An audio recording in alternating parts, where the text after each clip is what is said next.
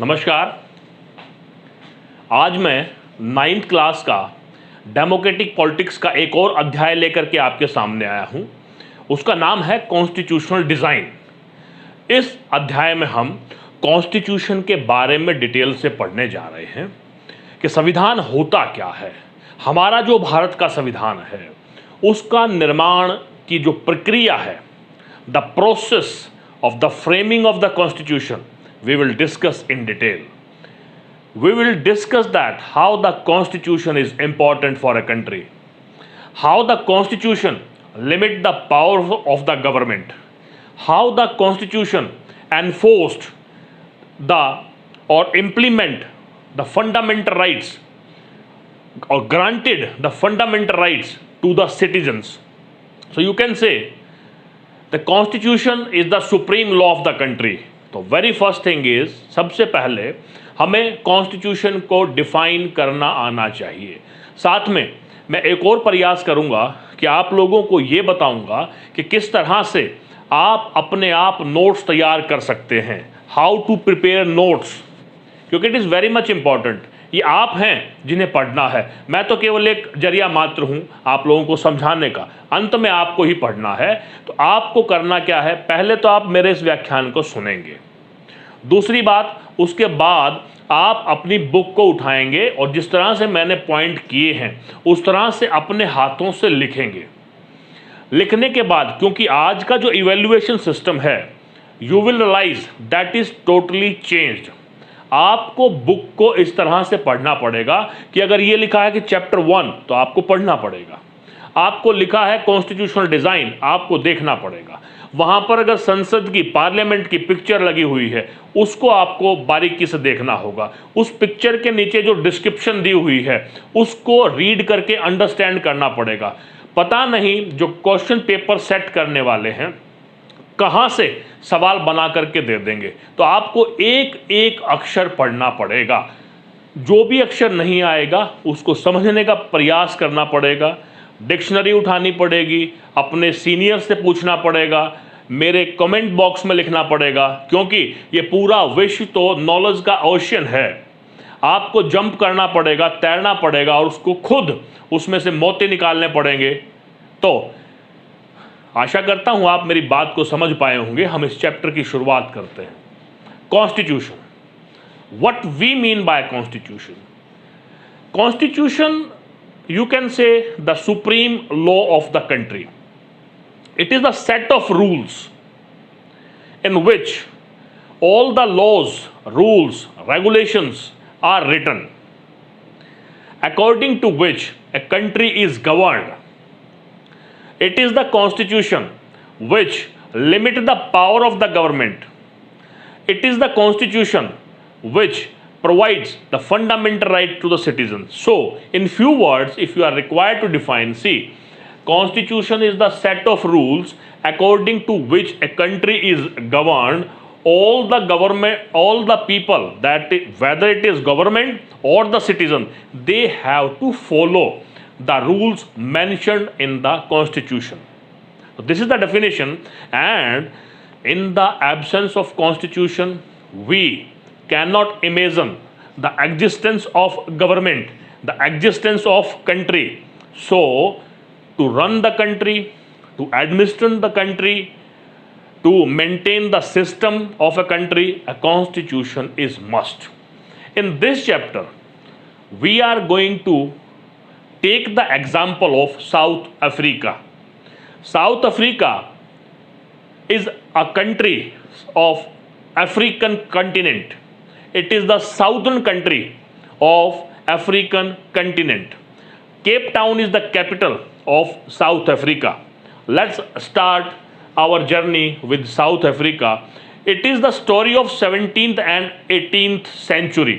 17वीं और 18वीं शताब्दी से ये कहानी शुरू होती है, जब साउथ अफ्रीका में बहुत सारे यूरोपियंस आए थे। यूरोपियंस ने साउथ अफ्रीका की जो बॉर्डर हैं, सीमाएं हैं, उसमें एंटर किया।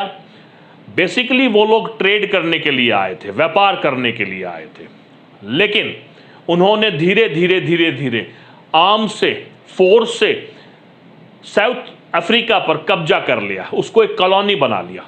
Time to time South Africa के ऊपर अलग अलग यूरोपियन कंट्रीज का कब्जा रहा है, अलग अलग देशों की ये कॉलोनी रहा है। नीदरलैंड ने भी किया, इसके अलावा ब्रिटिशर्स ने भी किया।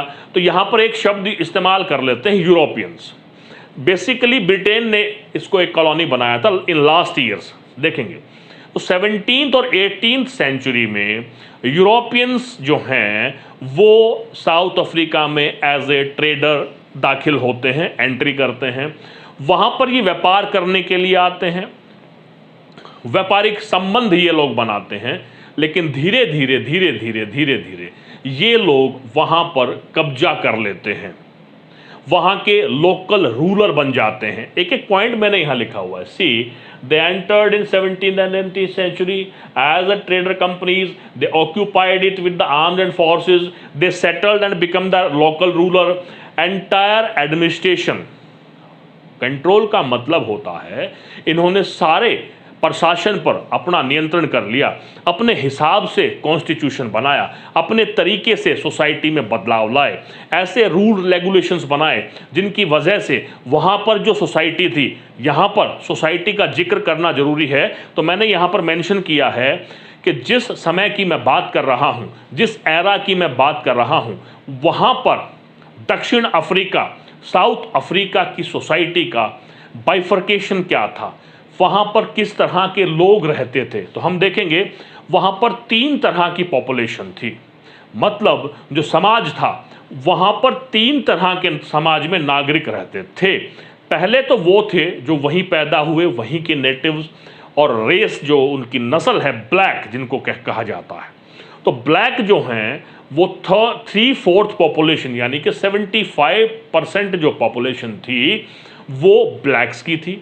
नेटिव्स वहाँ के लोकल बाशिंदे थे, वहाँ पर रहा करते थे। उनके अलावा कलर्ड, जो बहुत ज़्यादा ब्लैक नहीं, बहुत ज़्यादा वाइट नहीं, और यूं कहें जो इंडिया से माइग्रेट होकर के अलग अलग कारणों की वजह से साउथ अफ्रीका को अपनी कंट्री एक्सेप्ट किया उन्होंने, चाहे वो फोर्स्ड माइग्रेशन था, कॉलोनी यूरोपियन कंट्रीज ने बनाई, फोर्स्ड माइग्रेशन हुआ एशिया से अलग अलग जगह पर जहाँ जहाँ अंग्रेजों ने कॉलोनी बनाई हुई थी, उपनिवेश बनाए हुए थे, वहाँ वहाँ उन लोगों ने एशिया से, खास करके भारत जैसे देशों से, वहाँ पर लोगों को मजदूरों के रूप में लेकर के गए, वो वहाँ पर सेटल डाउन हो गए।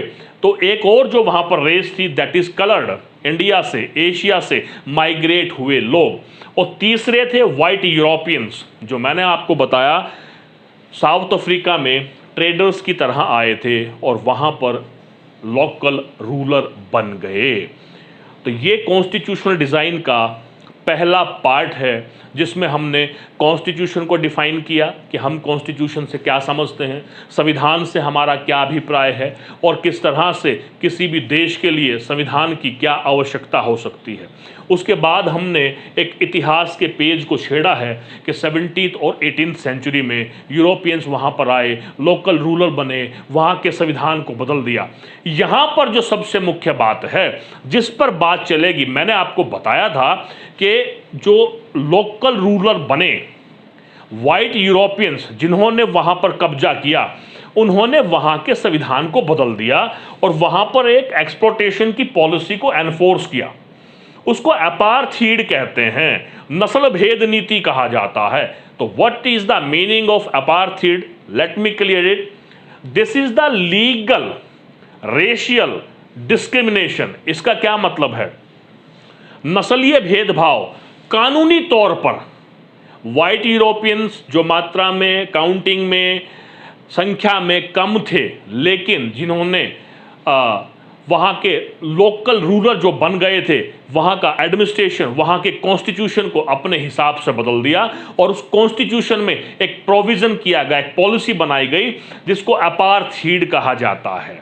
Apartheid, legal racial discrimination against the black, कालों के लिए, ब्लैक के लिए जो वहाँ के नेटिव थे, 3/4 पॉपुलेशन को रिप्रेजेंट करते हैं, उनके खिलाफ एक कानून बना दिया गया, नस्ल भेद। उस नस्ल भेद और वो लीगल। तो how you will define apartheid?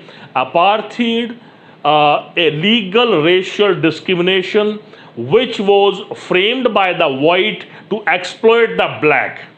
So this is apartheid. And in apartheid, what kind of rule regulations prepared, made, framed by the Europeans, we will see.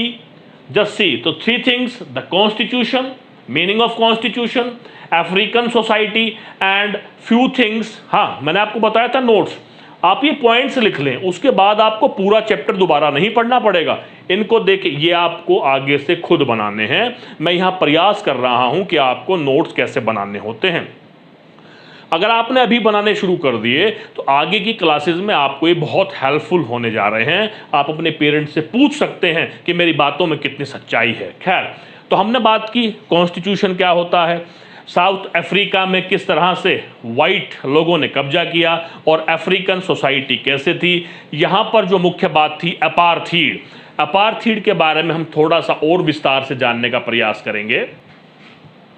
Okay, now we will try to understand in detail what is the meaning of apartheid.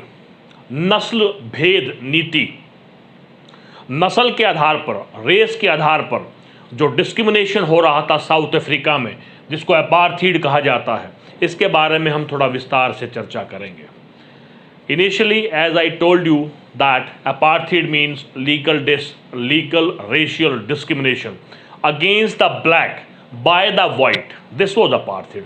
But what kind of discrimination, what kind of exploitation, किस तरह का शोषण किया जा रहा था। हालांकि जनसंख्या में जो वाइट्स थे बहुत थोड़े थे, व्यापार करने आए थे, लोकल वहां के राजा बन गए, लेकिन उन्होंने संविधान को अपने हिसाब से तोड़ मरोड़ के, जैसा उन्हें पावरफुल होने के लिए चाहिए था वैसा उन्होंने संविधान तैयार किया, जिसमें सबसे ज़्यादा दमनकारी जो उन्होंने पॉलिसी बनाई थी, रूल बनाया था अपार्थीड का, वो था क्या? मेन बात थी कि ब्लैक्स जो थे, काले जो थे, उनको इन्फीरियर ट्रीट किया जाता था। हर तरह से वाइट अपने आप को सुपीरियर दिखाने का प्रयास करते थे। जो भी उन्हें मौका मिलता था बेइज्जत करने का, जलील करने का, इंसल्ट करने का, वो लोग किया करते थे। उनके अलावा बहुत सारी रेस्ट्रिक्शंस उन पर लागू कर दी थी। उनके जो इकोनॉमिक रिसोर्सेज थे, इनके अलावा जो मैं बता रहा हूं उसको भी आप लिख सकते हैं, जो इकोनॉमिक रिसोर्सेज पर कंट्रोल था वो सारे वाइट्स का था। जितनी भी टॉप जॉब्स थी, नौकरियां थी, उन सब पर अधिकार वाइट्स का था। उसके अलावा भी बहुत सारे जो डिस्क्रिमिनेशन हैं, भेदभाव जो हैं, कालों के खिलाफ किए जाते थे, ब्लैक्स के अगेंस्ट किए जाते थे। क्या थे? सबसे पहले रेस्ट्रिक्शंस। कैसी रेस्ट्रिक्शंस थी कि वाइट एरिया जो था, जहां पर यूरोपियंस रहा करते थे, वाइट सेटल्ड एरिया, वहां पर जहां पर यूरोपियन लोग रहा करते थे, वहां पर किसी भी ब्लैक को एंटर करने की इजाज़त नहीं थी। अगर उसे एंट्री करना होता था तो उसको स्पेशल परमिशन लेना पड़ती थी। बिना स्पेशल परमिशन के, बिना इजाज़त के अगर उन एरियाज़ में ब्लैक्स एंटर कर जाते थे तो उनके साथ बहुत बुरा बर्ताव किया जाता था, उन्हें कठोर दंड दिया जाता था, बहुत ही भारी पनिशमेंट दी जाती थी। यहाँ तक कि यहाँ पर मैं एक बताना चाहूँगा, आप अपनी बुक में भी देखेंगे कि एक बीच पर तो लिखा हुआ था, समुद्र का जो किनारा है, जो प्रकृति के द्वारा प्रदत्त है, जिस पर सबका समान अधिकार होना चाहिए, इक्वल डिस्ट्रीब्यूशन होना चाहिए, वहाँ पर अगर कोई ब्लैक चला जाता था, वहाँ पर साफ साफ शब्दों में लिखा हुआ था, if black will enter in this territory, they will come on this beach, they will be treated as missing. What it's mean कि वो कहाँ चले जाएंगे पता नहीं लगेगा, मतलब उनको मार दिया जाएगा, उनकी डेड बॉडी तक भी उनके स्वजनों को प्राप्त नहीं होगी। इससे आप अंदाज़ा लगा सकते हैं कि इस अपार्थीड की पॉलिसी की वजह से जो वहाँ के नेटिव ब्लैक्स थे उनका किस तरह से शोषण हो रहा था। तो उनको कोई रेस्ट्रिक्शन थी, वो रेस्ट्रिक्शन उनको फॉलो करना पड़ता था, और केवल वाइट को सर्व करने के लिए जाते थे, उनके घरों में काम करने के लिए जाते थे, जो लोकल वहाँ का सफाई का सब काम होते थे, उनके लिए भी परमिशन लेकर के जाना पड़ता था। सेग्रीगेशन होता है अलग थलग कर देना। उनको जो ब्लैक्स थे उनके लिए buses, train, cinema hall, beaches, hospital, education system, school सारे के सारे अलग थे, सेग्रीगेट थे। जहां पर वाइट इन सुविधाओं का उपभोग करते थे, वहां पर जाने की ब्लैक्स को अनुमति नहीं थी। उन स्कूलों में अपने बच्चों को नहीं पढ़ा सकते थे, उन बीचेस पर स्विमिंग नहीं कर सकते थे, स्विमिंग पूल सेपरेट थे। You can imagine how badly they were treated in their own country. Then religious discrimination, धार्मिक रूप से भेदभाव। You will be wonder to know that the separate churches were there for these blacks. Blacks were not allowed to enter in that churches which is propound for the whites only, जिनके whites के लिए जिनको बनाया गया था। उसके बाद है this kind of discrimination they were facing, this kind of exploitation they are getting। इतनी अमानवीय व्यवहार उनके साथ हो रहा था, लेकिन उनको आवाज़ उठाने की, प्रोटेस्ट करने की कोई भी अनुमति नहीं थी। They were not allowed to form any association, they were not permitted to form the union, they were not allowed to form any political party, they were even not given permission for protesting that you are doing wrong, we are facing a severe problem. They were not allowed to even cry openly. So you can imagine what kind of policy this was, apartheid, जो अमानवीय व्यवहार कालों के साथ किया जाता था। अब इतने वर्षों तक इंसल्टेड होने के बाद, शोषण होने के बाद कुछ ना कुछ तो करना था। इसी कड़ी में हम लोग आगे बात करेंगे कि इतना शोषण होने के बाद भी ब्लैक्स ने किस प्रकार से अपने आप को डिफेंड किया, आगे हम लोग बात करेंगे।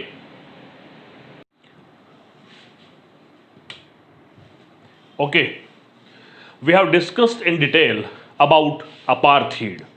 What was apartheid? How the South African native people were discriminated, exploited by the white minority. Now, we are going to discuss that how this apartheid was over in South Africa, how a party came into the picture and completed several years of struggle।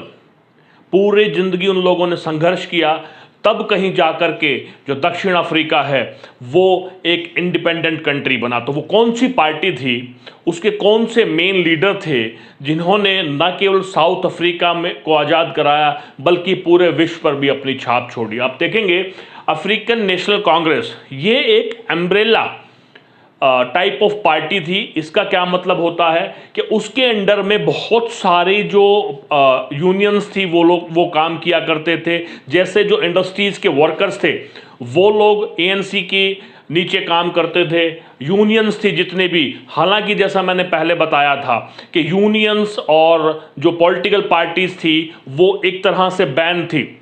इनके जो भी leader पकड़े जाते थे उन लोगों को काला पानी भेज दिया जाता था, सजा दी जाती थी, टॉर्चर किया जाता था। लेकिन फिर भी जो नेशनलिस्ट थे, जो रेवोल्यूशनर्स थे, लगातार काम कर रहे थे कि किस तरह से इन अंग्रेजों के पंजों से बचा जाए। तो इस तरह से जो कम्युनिस्ट पार्टीज थी जो नीचे नीचे गवर्नमेंट से छिपते हुए लोगों को जागरूक कर रही थी और अपार्थाइड के खिलाफ और जो डिस्क्रिमिनेशन था, एक्सप्लॉयटेशन था, उसके खिलाफ काम कर रही थी। इसके अलावा जो सेंसिटिव वाइट्स थे, those whites who were against apartheid, those whites who were against this racial discrimination, they were working under this organization, umbrella organization. Although this policy of segregation was condemned in the different parts of the world also, बहुत सारे देशों ने भी इसको condemn किया, इसको oppose किया, लेकिन उसके बावजूद भी लोगों को डिटेन किया जा रहा था, लोगों को टॉर्चर किया जा रहा था, लोगों को मारा जा रहा था, पकड़ करके बंदी बनाया जा रहा था। ऐसे में इस पार्टी ने लगातार संघर्ष किया। आपको जानकर के आश्चर्य होगा, एक व्यक्ति का नाम आप लोगों ने सुना होगा, नेल्सन मंडेला, जो कि पहले राष्ट्रपति थे साउथ अफ्रीका के, इंडिपेंडेंट साउथ अफ्रीका के। उन्होंने अपने जीवन के करीबन 28 वर्ष जेल में बिताए, संघर्ष किया, तब जाकर के साउथ अफ्रीका को आज़ादी मिली थी।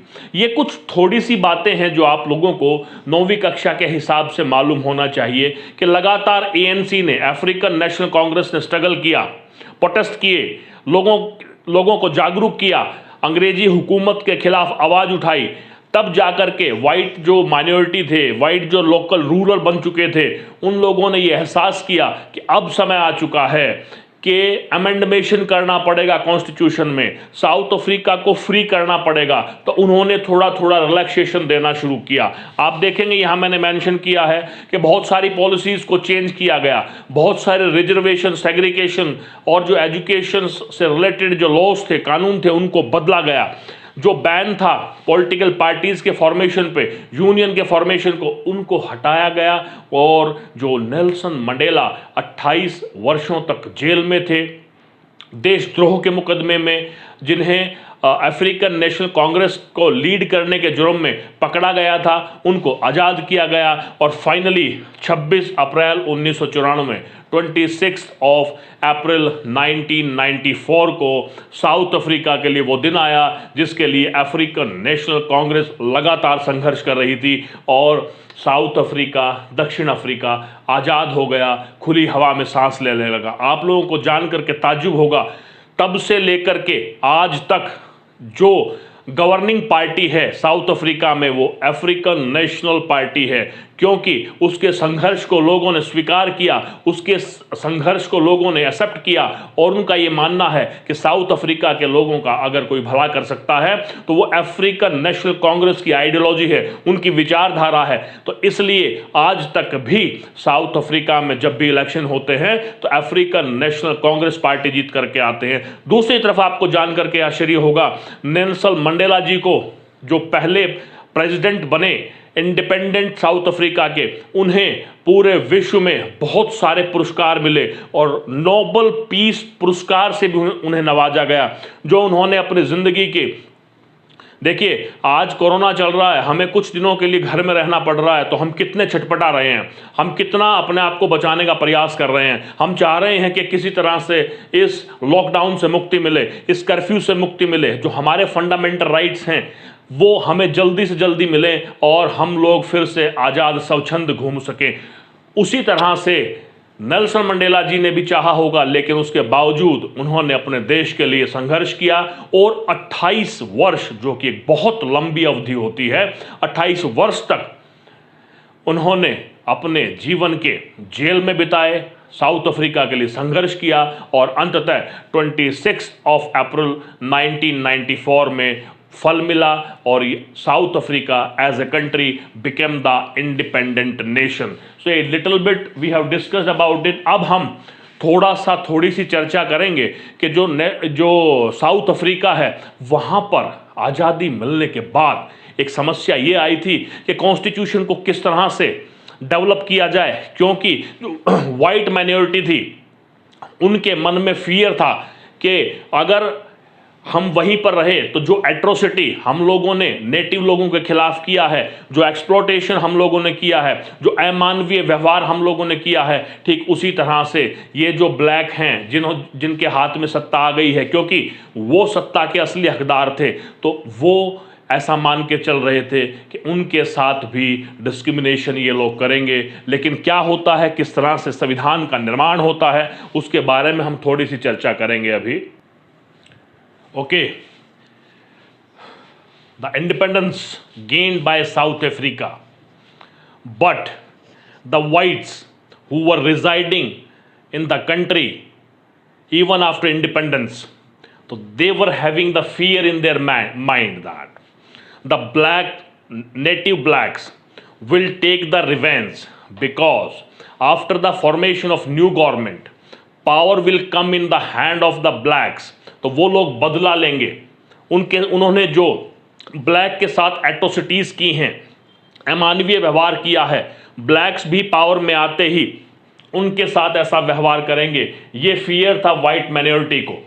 वो वैसा ही सेग्रीगेशन का, सेपरेशन का, रिजर्वेशन का काम करेंगे जिस तरह से वाइट ने ब्लैक्स के साथ किया था इंडिपेंडेंस मिलने से पहले, 1994 से पहले। लेकिन ये सारी की सारी जो उन लोगों के बुरे विचार थे वो सारे के सारे घराशायी हो गए। और आपको जान करके आश्चर्य होगा, इतने सालों तक शोषण करवाने के बाद भी साउथ अफ्रीका के लोगों ने बड़े हृदय का परिचय दिया और उन्होंने क्या किया, कमेंडेबल बिहेवियर किया। एक तो मल्टी रेशियल सोसाइटी जो उन्होंने कॉन्स्टिट्यूशन बनाया उसमें मल्टी रेशियल सोसाइटी का प्रोविजन किया, जिसमें ब्लैक, वाइट एंड कलर्ड, जैसा मैंने बिगिनिंग में बताया था साउथ अफ्रीकन सोसाइटी के बारे में कि वहाँ पर 3 तरह के लोग रहते थे। ब्लैक जो मेजोरिटी में थे, वाइट जो लोकल रूलर्स थे, और कलर्ड जो एशिया और ख़ास करके इंडिया से माइग्रेट होकर के गए थे। तो जो आफ्टर गेटिंग इंडिपेंडेंस नया कॉन्स्टिट्यूशन बनाया गया, उस कॉन्स्टिट्यूशन में मल्टी रेशियल सोसाइटी का विचार रखा गया, आइडियोलॉजी रखी गई। इसका मतलब जो वाइट डरे हुए थे कि उनके साथ ऐसा बुरा होगा, ऐसा नहीं हुआ। दूसरा, सभी को इक्वल राइट्स दिए गए, प्रत्येक को, चाहे वो किसी भी रेस से था, किसी भी क्रीड से था, उन सबको इक्वल राइट दिए गए। सोशल, इकोनॉमिक जस्टिस, इनका प्रोविजन कॉन्स्टिट्यूशन में रखा गया। वोमेन को राइट दिए गए और वाइट्स को भी, कमाल की बात देखिए, वाइट को भी एडमिनिस्ट्रेशन में रखा गया। तो you can imagine how they blacks reacted after gaining independence. यहाँ पावर में आने के बाद भी उन लोगों ने कोई भी वाइट के साथ अमानवीय व्यवहार नहीं किया जैसा कि वाइट सोच रहे थे। उसके बाद मैंने आपको अभी बताया कि नया कॉन्स्टिट्यूशन बना था, 2 वर्ष का समय लगा उस कॉन्स्टिट्यूशन को बनने में, जिसमें ये सारे प्रोविजन किए गए थे। 2 वर्ष में डिबेट हुआ, डिस्कशन हुआ, नेगोशिएशन हुआ, तब जाकर के साउथ अफ्रीका में जो संविधान बन के सामने आया, उसमें ये सारी चीज़ों का समावेश करते हुए ब्लैक लोगों ने जब पावर में आए उसके बाद इस तरह का संविधान किया जिसकी विश्व भर में आज भी प्रशंसा की जाती है कि इतने वर्षों तक शोषण होने के बावजूद भी उन लोगों ने वाइट माइनॉरिटी के लिए अपने ही देश में बहुत सारे प्रोविज़न किए। अब देखिए, 2 तरह के फियर थे, एप्रीहेंसिव थे। वाइट लोगों के अलग थे, हालांकि संविधान में ये प्रोविज़न किया गया, उसके बावजूद भी वाइट लोगों के मन में भय था, ब्लैक लोगों के मन में भय था कि क्या वे फिर से एक बार इकट्ठा रह सकते हैं। तो जो वाइट लोग थे उनके हृदय में क्या था कि क्या उन्हें वो राइट मिल पाएंगे, क्या उनकी प्रॉपर्टी सेफ रह पाएगी, और जो पीसफुली, शांतिपूर्वक, क्या उन लोगों को उसी देश में, जिस देश में उन लोगों ने अमानवीय व्यवहार किया है, रहने दिया जाएगा।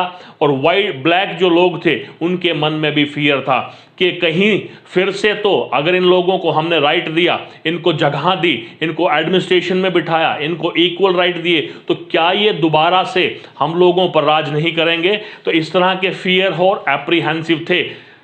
आफ्टर नेगोशिएशन जो बात निकल करके सामने आई, उसमें देखिए खास बात क्या रही कि जो मेजॉरिटी ग्रुप है वो माइनॉरिटी ग्रुप को एक्सप्लॉयट नहीं करेगा। कॉन्स्टिट्यूशन में ये प्रोविज़न किया गया, जो मेजॉरिटी ग्रुप है, जो पावर ग्रुप है, जो सत्ता में रहेगा, वो माइनॉरिटी ग्रुप का या जो लोग पावर में नहीं हैं उन सब का ध्यान रखा जाएगा। It's mean whatever the fear and apprehensive whites were having, whatever they were thinking, all that was smashed. It's mean the constitution of south Africa, जो संविधान था साउथ अफ्रीका का, उसको आज भी पूरे विश्व में एक मान्यता मिलती है, उसको अच्छी नज़रों से देखा जाता है। ये अब यहाँ पर करने के बाद कोच देखिए, ये सारी चीज़ें जो हमने डिस्कस की हैं आपको बुक में मिलेंगी। अब आप जब चैप्टर रीड करोगे आपको समझ में आ जाएगा। यहाँ पर हम डिस्कस करेंगे कि कॉन्स्टिट्यूशन की आवश्यकता क्यों पड़ती है। शुरू में मैंने आपको कॉन्स्टिट्यूशन की डेफिनेशन बताई थी। कॉन्स्टिट्यूशन को एक रिटन डॉक्यूमेंट के रूप में डिफाइन किया जा सकता है, जिसमें रूल्स और रेगुलेशंस होते हैं, जिसके अनुसार किसी देश को चलाया जाता है। तो उसकी नीड क्या है? पहली बात कि कॉन्स्टिट्यूशन में ये प्रोविज़न होता है कि जो सिटीजन जिस रूलर्स या रिप्रेजेंटेटिव को इलेक्ट करेंगे वही रूल करेगा। इट्स मीन आर्बिट्रेरी रूल नहीं होगा। डिक्टेटरशिप नहीं होगी। जो देश की जनता चाहेगी वही रूल करेंगे, वही रिप्रेजेंटेटिव बनेंगे। ये कॉन्स्टिट्यूशन की जरूरत है। उसके बाद लिखा हुआ कि जो गवर्नमेंट होगी, जिनके पास पावर होगी, जिनके पास पॉलिसी बनाने की क्षमता होगी, शक्ति होगी, या जो लोग डिसीजन मेकिंग पावर में होंगे, वो सबका ध्यान रखेंगे और उनकी पावर को भी लिमिट किया जाएगा। मनमाने ढंग से वो कोई ऐसी पॉलिसी नहीं बना सकते जिससे सेग्रीगेशन होता हो। वो किसी भी माइनॉरिटी ग्रुप को या मेजॉरिटी ग्रुप को सेग्रीगेट नहीं कर पाएंगे कॉन्स्टिट्यूशन के होने की वजह से। That's why we can say constitution is needed. Rights will be given to the citizens. Citizens will be given fundamental rights. Fundamental right, which is the spirit of a democratic country. If constitution will work, then definitely rights will be given to the, just have a look upon it. See, now we are discussing the need of constitution, कि संविधान की आवश्यकता क्या है। पहला बताया, government की power को लिमिट किया जाएगा, सभी सिटीजन्स को राइट दिए जाएंगे ताकि वो इक्वालिटी से, पीस से, फ्रीडम से, लिबर्टी से देश में रह सकें। मेंटेन लॉ एंड ऑर्डर, के कोई भी ऐसा काम जो लॉ के अगेंस्ट है, जो क्राइम है, जो भी करेगा उसको कॉन्स्टिट्यूशन के अकॉर्डिंग सजा दी जाएगी। लॉ एंड ऑर्डर को मेंटेन किया जाएगा। That's why the constitution is required. Trust पैदा होता है, सिटीजन के मन में ट्रस्ट पैदा होता है कि उनके साथ कुछ भी गलत नहीं होगा। वो सोसाइटी में सोशल राइट के साथ, सोशल जस्टिस के साथ, इकोनॉमिक जस्टिस के साथ रह सकेंगे। उसके बाद है formation and governance of government. Formation government की कैसे होगी, इलेक्शन का क्या प्रोविज़न होगा, किन के पास क्या क्या पावर रहेंगी, गवर्नमेंट के कितने ऑर्गन्स होंगे, लेजिस्लेटिव, जुडिशरी, एग्जीक्यूटिव, इस तरह से इन सब का इसमें बताया गया है। गवर्नेंस कैसे होगी, इसीलिए हमें कॉन्स्टिट्यूशन की आवश्यकता है। तो सब एक इंपॉर्टेंट क्वेश्चन है, क्योंकि चैप्टर का नाम है कॉन्स्टिट्यूशनल डिज़ाइन। तो सबसे इंपॉर्टेंट क्वेश्चन बनता है, what you mean by constitution and what is the need of the constitution. So these are few points, you can include more points, क्योंकि कॉन्स्टिट्यूशन की तो हर एक देश में बहुत ही ज़्यादा आवश्यकता होती है। तो इसमें ये जो 9th क्लास का चैप्टर है कॉन्स्टिट्यूशनल डिज़ाइन, इसको आज का लेक्चर यहीं पर ओवर करेंगे। बाकी का जो पार्ट रह गया है वो अगले व्याख्यान में देंगे, क्योंकि किसी भी वीडियो का लंबा होना श्रेयकर नहीं है, उचित नहीं है। तो आप लोगों से मैं उम्मीद करता हूं, अगर आपको ये ठीक लग रहा है तो अभी की अभी आप नीचे जो सब्सक्रिप्शन का पॉइंट दिया है आप उसको लिख सकते हैं, उसको प्रेस कर सकते हैं। उसके पीछे मैंने पहले भी कारण बताया है कि आप उस सब्सक्राइब का जब बटन दबाएंगे तो उसके पास में बेल आइकन है। तो इसका जब नेक्स्ट पार्ट मैं अपलोड करूंगा यूट्यूब पर तो आपके पास मैसेज आ जाएगा, तो आप तुरंत उसको देख सकते हैं। लाइक करेंगे आप। अगर कोई प्रॉब्लम आपके सामने आ रही है तो आप कमेंट बॉक्स में लिख सकते हैं। शेयर के लिए, क्योंकि सभी व्यक्तियों तक पहुंचना मेरे लिए संभव नहीं है, इसलिए अगर आप इसको शेयर करेंगे तो जिन विद्यार्थियों को इस लेक्चर की आवश्यकता है ये उन तक स्वतः पहुंच जाएगा। क्योंकि टेक्नोलॉजी का ज़माना है, वर्ल्ड लेवल की, इंटरनेशनल लेवल की बात है। तो आप अभी नीचे जाएं, सब्सक्राइब करें, बेल आइकन दबाएं, लाइक करें, शेयर करें और अपनी प्रॉब्लम्स को कमेंट में लिख करके बताएं। मिलते हैं इसके अगले पार्ट में, नेक्स्ट वीडियो में। तब तक के लिए नमस्कार, जय हिंद, जय भारत।